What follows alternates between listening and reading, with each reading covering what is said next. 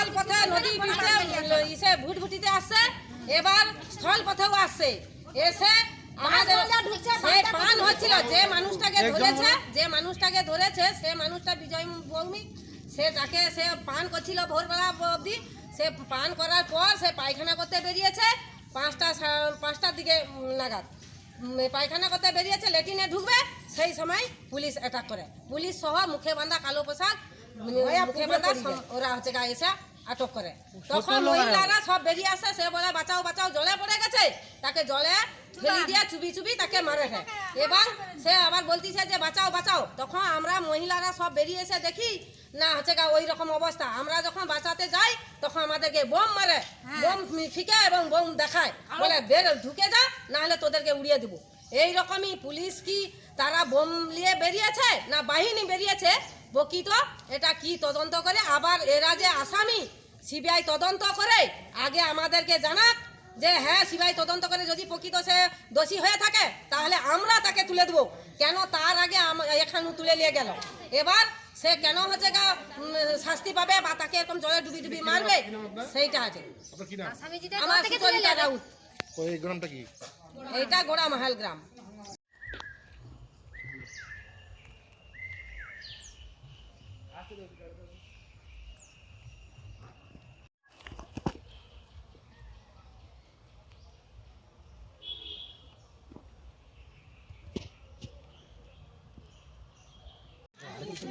মনে ভিডিও তুললে সবসময় মোবাইলটাই ভালো। আচ্ছা ঠিক আছে, এটা বললাম সবাইকে নম্বর হট করে করা যায়।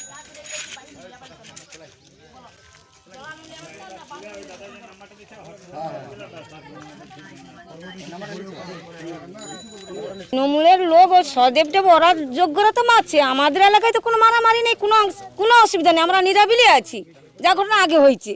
তো আজকের হঠাৎ যে এসে ভোরবেলা এসে এরকম ধরাধরি আমাদেরকে রাস্তা, আমরা যদি বাঁধে দাঁড়িয়ে আছি ঘুরতে যাই, আমাদেরকে বোম ফিকে দিয়ে আমাদেরকে মোট আগাইতে দেয়নি। সে কি গ্যাস বোম বলে এরকম ওটাই আছে, এরকম হলে ফিকে আর মানে অবরাসটা গাল দিয়ে মোট দাঁড়াইতে তারা পারেনি, যে একটু দাঁড়িয়ে থাকবে কিন্তু তারা দাঁড়ায়নি। তাহলে দল বেঁধে এরকম যে নৌকা হয়ে আসছে এইসব, ওগা কি পুলিশ? কিন্তু ওগা পুলিশ নয়, ওগা বাহিনী। তাহলে এরকম আমাদের উপরে এরকম অত্যাচার কেন? আমাদের লোক যদি অত্যাচার করতাম তাহলে অত্যাচার হতো। আমরা তো শান্তি, এই তো ক্যাম্প তো আছে এখানে, তাহলে ক্যাম্পের রিপোর্ট করুন যে আমরা কি অশান্তিতে আছি। প্রত্যেক দিন পুলিশ আইসে, প্রত্যেক দিন পুলিশ যাহারে, কিন্তু কোনো অসুবিধা নেই। আপনারা এখন কি চাইছেন? আমরা শান্তিভাবে বাস করতে চাইছি। আমাদের যে মিনা দোষের লোককে ধরে তাহলে আমরা সে লোকের প্রতি আমরা সব বিচার চাই। আমার নাম সুমিত্রা মণ্ডল। আমি পদত্যাগ করে দেবো পঞ্চায়েত পদ থেকে, উপপ্রধান পদ থেকে, সদস্যর পদ থেকে। আমার নিজেরও শরীর খারাপ, শ্বশুরের শরীর খারাপ। শ্বশুর একদম মানে বিছানা সজ্জা হয়ে যাচ্ছে, আমার নিজের ছোট বাচ্চা আছে, তার জন্য। না না না, কোনো আতঙ্ক ভয় কিছু নেই। রাজনীতি ছেড়ে দিচ্ছি। আমি রিজাইন লেটার দিয়ে দিয়েছি, আমার কাছে কপিও আছে, রিসিভ কপি আছে। SDO, BDO. কিন্তু দল তো আশ্বস্ত করছে যে আপনি থাকুন, আপনার পদে আপনি থাকুন। না, আমি থাকবো না। দল বলার পরও থাকবেন না, কারণ আমার নিজের পরিবারটা তো আমাকে দেখতে হবে। আমি যদি আমার শ্বশুরকে ছেড়ে, আমার বাচ্চাকে ছেড়ে চলে যাই, তাদেরকে কে দেখবে? দল তো আর আমার বাড়িতে আমার পরিবারকে, ফ্যামিলিকে দেখতে আসবে না, আমাকে দেখতে হবে। এই যে এতদিন ধরে একটা সমস্যার মধ্যে আছে, দলের প্রতি কোথাও একটা ক্ষোভ যে দল একটু ভালোভাবে পাশে দাঁড়ালে আপনার পক্ষে কাজ করাটা না না না না, ওরকম কিছু নেই।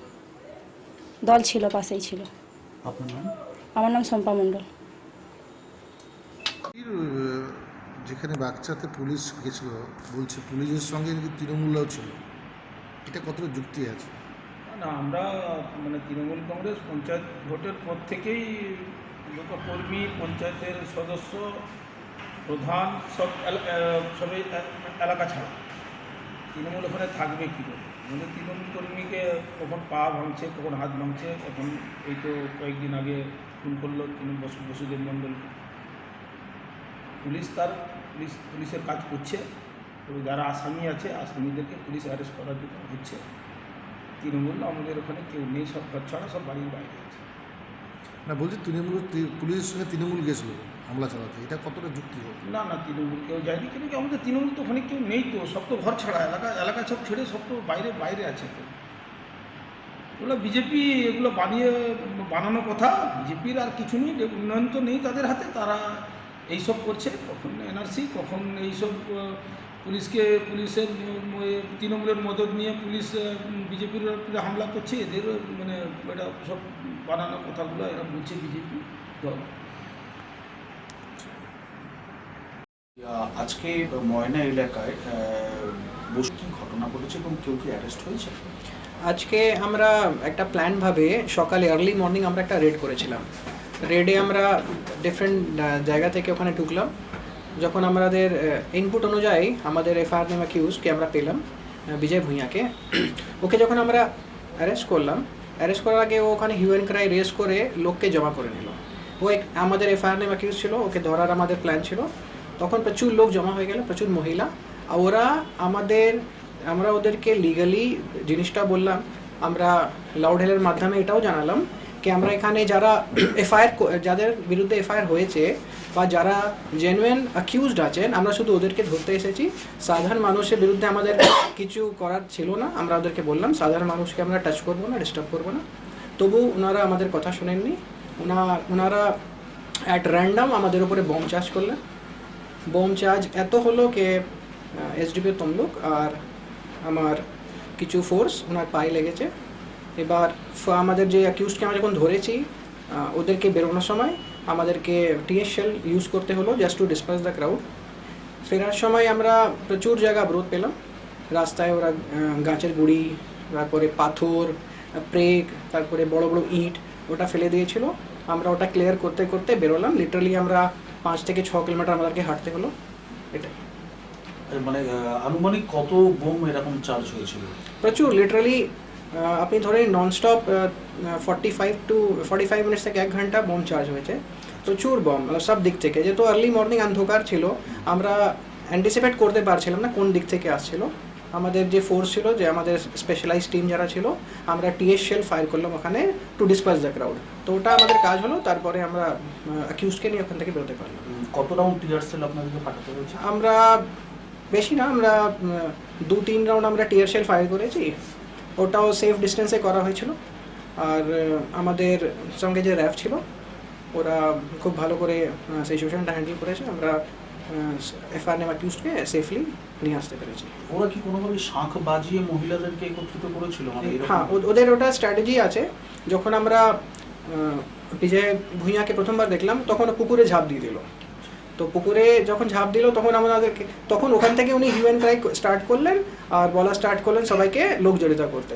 ওই সময় মহিলারা শাঁখ বাজানো স্টার্ট করলো।